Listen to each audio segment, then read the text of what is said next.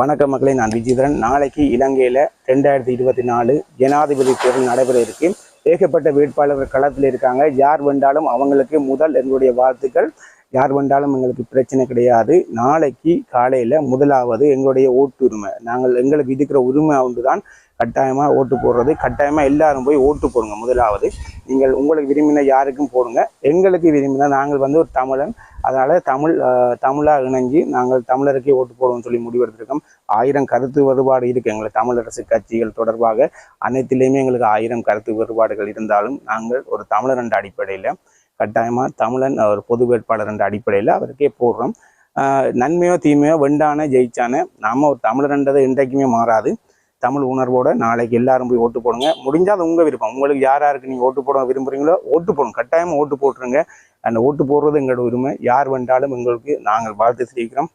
இலங்கை இன்னும் பொருளாதார ரீதியில் வளர்ச்சி அடைய வார ஜனாதிபதி உதவுவார்னு சொல்லி நம்பிக்கொண்டு இன்னொரு வீடியோ சந்திக்கும் வரை பாய்.